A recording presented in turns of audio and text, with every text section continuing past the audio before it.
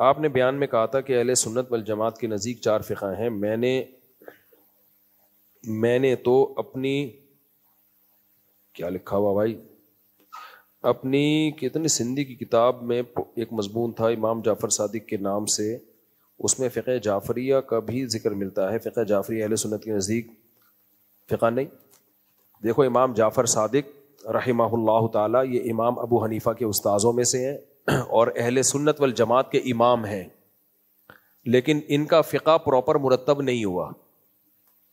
جیسے داؤد ظاہری ایک گزرے ہیں، بہت بڑے فقیہ تھے. اسحاق راہوے گزرے ہیں، بہت بڑے فقیہ تھے. ان کا فقہ 100-200 سال چلا، پھر چلا ہی نہیں، یعنی امت نے اس کو فالو ہی نہیں کیا.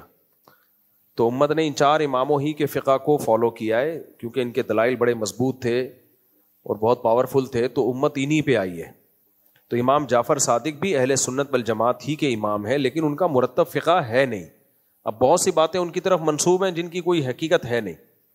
پھر جو شیعہ حضرات ہیں وہ حقیقی معنوں میں امام جعفر صادق کو، ہماری رائے یہ کہ بھائی ہم تو اپنی رائے دیں گے، وہ فالو نہیں کرتے ہیں. تو بہت ساری چیزیں انہوں نے، جیسے آپ دیکھو نا حضرت علی کی طرف کتنے اقوال منسوب ہیں.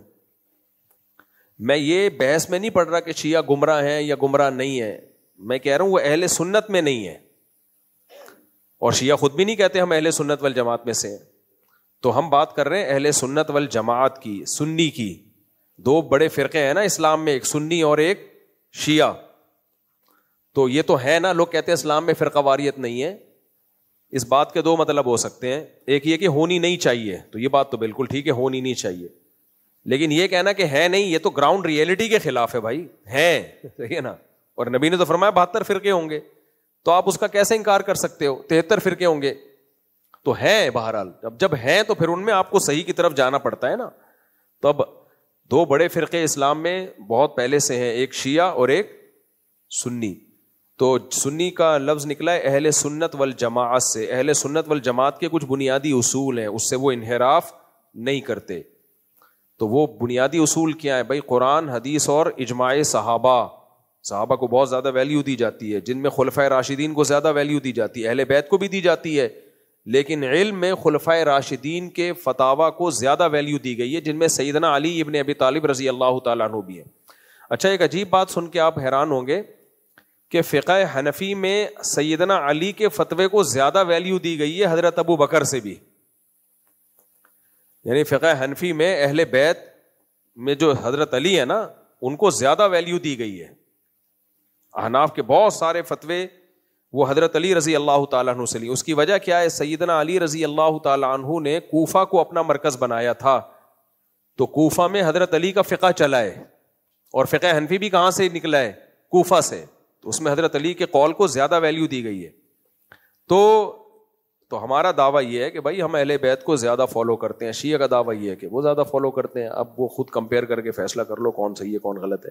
لیکن بہرحال اہل سنت والجماعت کے 4 ہی مکاتب فکر ہیں، حنفی، مالکی، شافعی اور حنبلی. اب یہ دیکھو کہاں سے جماعت آئی ہوئی ہے؟ یہ لوگ قازقستان سے، قزاقستان سے. یہ اتنے سارے، اب کھڑے ہو اتنے ماشاءاللہ خوبصورت سے لمبے لمبے. آ جاؤ یار ذرا ادھر آؤ. وہاں کون سا فقہ ہے؟ حنفی ہے. ادھر آ جاؤ. قازقستان سے آئے ہوئے. اب یہ لوگ کہتے ہیں کہ یہ دیکھو کیسے کڑیل جوان ماشاءاللہ، یہ بنوریا میں پڑھتے ہیں. سائٹ بنوریا نہیں ہے، وہاں پڑھتے ہیں. آ جائیں بھائی، وہ بھائی آ جائیں، بیٹھے ماشاءاللہ. آپ بھی آ جاؤ یار، جو زیادہ سفید رنگ کا ہے وہ پہلے آئے. آپ بھی آ جاؤ. یہ دیکھو کیسے ماشاءاللہ قازقستان سے. تو وہاں سارے حنفی ہیں، اور اسی کے آگے چیچنیا ہے، قریبی ہے، وہاں سارے شافی ہیں. تو یہ کیا گھاس کھا رہے تھے یار اتنے سالوں سے بیٹھ کے؟ ان کو اسلام کا نہیں پتا تھا. اسلام جب آیا ہے نا ان ملکوں میں، تو یا تو فقہ حنفی کی شکل میں آیا، یا فقہ شافی کی شکل میں آیا، افریقہ میں فقہ مالکی کی شکل میں آیا. اب لوگ آ کے ہمیں بتا رہے ہیں یہ غلط ہیں. یعنی جو اسلام آیا تھا وہ غلط تھا، اب کیا آ رہا ہے؟ وہ صحیح آ رہا ہے. یہ دیکھو ماشاءاللہ ادھر آؤ بھائی، قازقستان کے ماشاءاللہ کیسے جوان علم حاصل کرنے کے لیے آئے ہوئے ہیں یہ. اور یہ لوگ کہتے ہیں مدرسوں میں جو ہے نا وہ دین نہیں سکھایا جاتا، مدرسوں میں منجن بیچا جاتا ہے. تو یہ قازقستان سے منجن لینے کے لیے آئے ہیں یہاں پہ بنوریا میں ماشاءاللہ. تو منجن مل رہے ہیں، قرآن و سنت مل رہے ہیں یہاں بنوریا میں. آپ کو اردو نہیں جانتا، عربی میں منجن کیا کہتے ہیں میں بھول گیا یار. حل تشتری المنجن بن نوریا منجن پکی ماشاء اللہ. تو اور وہ بھی آ جائیں, وہ بھی تھے, وہ دیکھو قازقستان سے, رشیا کی آزاد ریاستیں ہیں نا یہ دیکھو, یہ سارے آج ملنے کے لیے آئے تھے مجھ سے بنوریا سے. یہ دیکھو ماشاءاللہ مسلمان ہیں, مدرسے میں دین کا علم حاصل کرنے کے لیے آئے ہیں. اگر مدرسوں میں لوگ کہتے ہیں نا منجن بکتا ہے, دیوبندیت بکتی ہے, اگر دیوبندیت بک رہی ہوتی تو قازقستان سے یہ دیوبندیت سیکھنے کے لیے آئے یہاں پہ. بھائی اسلام سکھایا جا رہا ہے, اسلام پڑھایا جا رہا ہے, تو یہ وہاں سے اس سلسلے میں حاضر ہوئے ہیں. بیٹھو ماشاءاللہ. اور کہاں ہیں؟ تفضل ماشاءاللہ, انت من اطول الناس هذا.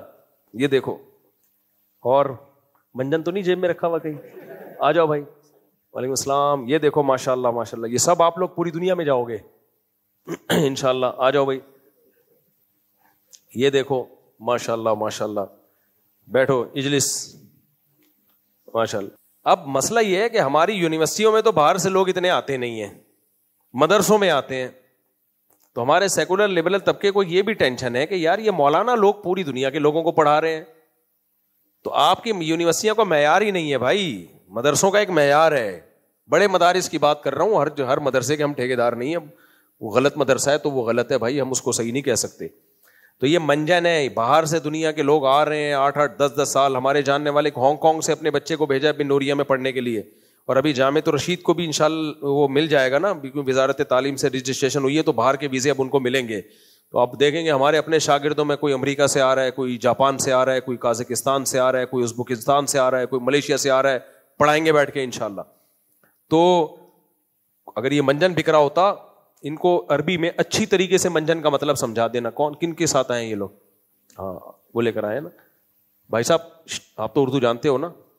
ابے یار اردو جانتا بھی ہو تو منجن کے لیے بہت اردو ہے, پھر پتہ چلے گا اس کو. آپ ان کو سمجھا دینا کہ منجن کا مطلب کیا ہے. ایسا نہ ہو یہ وہاں منجن ہی بیچنا شروع کر دیں جی. تو ان کو سمجھا دینا کہ یہ یعنی ابھی کچھ سمجھا دینا نا یار, ابھی ہم نے مسائل کا جواب بھی دینا ہے. اللہ آپ سب کو خوش رکھے. تقبل اللہ جہدکم وسعیکم وخروجکم فی سبیل اللہ وتعلمکم العلوم الدینیہ. مفتی صاحب یہ جو حافظ حضرات تراویح پڑھا کر پیسے لیتے ہیں مانگتے ہیں, یہ جائز ہے ناجائز؟ جائز نہیں ہے. تراویح پیسوں میں بیچنا جائز نہیں ہے, سمجھ رہے ہو. دارالعلوم کرنگی کا بھی یہی فتویٰ ہے, بنوری ٹاؤن کا بھی یہی فتویٰ ہے, جامعۃ الرشید کا بھی یہی فتویٰ ہے, دارالعلوم دیوبند کا بھی یہی فتویٰ ہے, جتنے بھی دینی مدارس ہیں سب کا یہی فتویٰ ہے. تو اب سارے فتووں کو چھوڑ کر کسی ایک ذاتی رائے کو فالو کرنا یہ ٹھیک نہیں ہے. اس پہ دلائل میں دے چکا ہوں. البتہ کوئی قاری کو خوشی سے ہدیہ دینا چاہے وہ تو کوئی بھی کسی کو کسی بھی ٹائم پہ ہدیہ دے سکتا ہے, لیکن قاری ہدیے کی نیت سے پڑھائے نہیں. یہ باقاعدہ بزنس بن چکا ہے, دھندا بن چکا ہے. تراویح میں بولیاں لگ رہی ہوتی ہیں, ہاں بھائی وہاں کے ریٹ زیادہ ہیں ادھر جاؤں گا, تو اس سے قاری کو ثواب نہیں ملے گا. غلط کرتے ہیں. حضرت مفتی ظفر علی صاحب قابل احترام, اللہ ان کی مغفرت فرمائے, ان کا فتویٰ بہت ساری چیزوں میں اگر ان کی رائے کو آپ فالو کرتے ہو کہ تراویح کی اجرت جائز ہے, تو پھر اسٹرابری کو بھی حرام کہو. وہ تو اسٹرابری کو بھی حرام کہتے تھے, میں نے خود سنا ہے ان کا فتویٰ. وہ کہتے تھے وطر کے بعد 2 نفل پڑھنا بھی ناجائز ہے. وہ کہتے تھے رمضان میں آپ نے تراویح پڑھ لی تو تہجد ناجائز ہے. تو ان سب چیزوں میں ان کو مانو, باقیوں میں آپ ان کو نہیں مان رہے. وہ کہتے تھے اشراق بھی وہ فوراً ہی مکروہ وقت میں بھی شروع کرا دیتے تھے. میں نے خود دیکھا ہے ان کی مسجد میں, میرے سہ روزے کی جماعت میں گیا تھا میں, ابھی مکروہ وقت ختم نہیں ہوا انہوں نے اشراق کی نماز پڑھوائی. تو ان کی رائے تھی, ذاتی رائے تھی یہ. تو پھر آپ کہو کہ یہ بھی جائز ہے, یہ کیا بات ہے؟ وہ ساری چیزوں میں آپ ان کو فالو نہیں کر رہے. تراویح کی اجرت میں پیڑے کھانے ہیں تو ان میں آپ کہہ رہے ہو مفتی ظفر علی صاحب کا فتویٰ ہے. تو یہ خواہشات کی پیروی ہے.